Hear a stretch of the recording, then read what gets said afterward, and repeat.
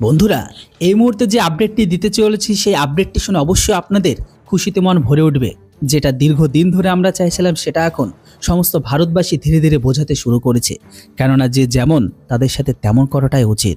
খবর বেরিয়ে আসছে এটাই যে বাংলাদেশের ঘরের ভেতর থেকে ইসলাম পড়া গ্রহণকারী কট্টরবাদী জঙ্গিগুলো বা অশান্তির ছেলেগুলো তারা ভারতের ওপর ভারতের ঘরের ভেতরে ঢুকে ভারতের জমি দখল করার চেষ্টা করে, এমনকি ভারতীয়দের উপর আক্রমণ করার চেষ্টা করে। এবার তারই পাল্টা জবাব দিয়ে দিল আমাদের এই পারের ভারতবাসীরা। খবর বেরিয়ে আসছে যে কুলারা সীমান্তে বাংলাদেশিকে এমন মারা মারল যে সফলভাবে তাকে 72 হুড়ে পাঠিয়ে দিল আমাদের ভারতবাসীরা। মৌলভীবাজারের কুলারা সীমান্ত এলাকায় ভারতীয় নাগরিকদের হাতে আল্লাদ আলী নামে একজন ইসলাম পড়া গ্রহণকারী কট্টরবাদী ব্যক্তি ভারতীয়বাসীর কাছে উদম কেলানি খেয়ে নিহত হয়েছে। খবর এখন এটাই শুনতে পাওয়া যাচ্ছে যে আমাদের এই পারের জমিকে তারা নিজেদের বলে চালানোর দাবি করে, জোরপূর্বক সেটিকে দখলের চেষ্টা। আর এই জমি সংক্রান্ত বিরোধের জোরে এটাকে নিয়ে গত রবিবার দুপুরে কর্মধাই ইউনিয়নের মুছাইড়া ওই মর্মান্তিক ঘটনা ঘটে যায়।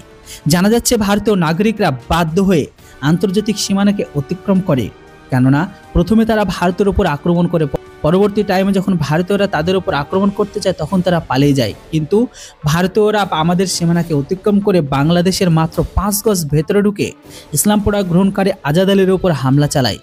এমনভাবে তাকে উদম কালান কেলিয়েছে, কালানোতে গুরুতর আহত হয়। পরে মুমূর্ষু অবস্থায় সিলেটে ওসমানী মেডিকেল কলেজে হাসপাতালে নেওয়া হলে চিকিৎসকরা তাকে মৃত বলে ঘোষণা করে।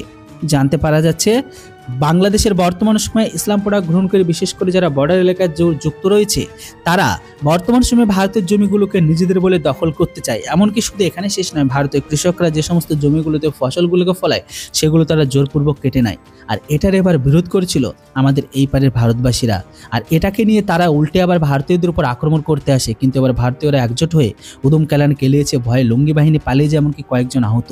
আর এই নিহতর মধ্যে একজন হচ্ছে আহাদ আলী মুছাইড়া, সেই এলাকার ইউসুফ আলীর ছেলে বলে জানতে পাওয়া যাচ্ছে। তবে ওখানকার এলাকাবাসী জানিয়েছেন মুছাইড়া সীমান্তের এই অংশে দীর্ঘদিন ধরে জমি নিয়ে বিরোধ চলে আসছে। সীমান্তবর্তী এলাকায় বসবাসরত মানুষের মধ্যে প্রতিনিয়ত উত্তেজনা বিরাজ করছে।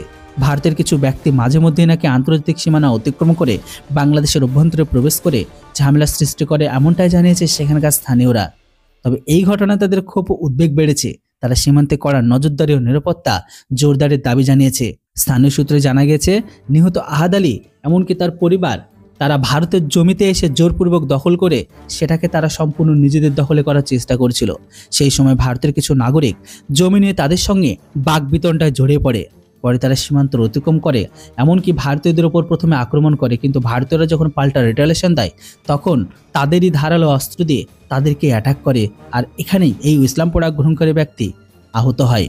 পরে ঘটনাস্থলে সেই ব্যক্তিটিকে স্থানীয় হাসপাতালে নিয়ে গেলে তাকে মৃত বলে ঘোষণা করে।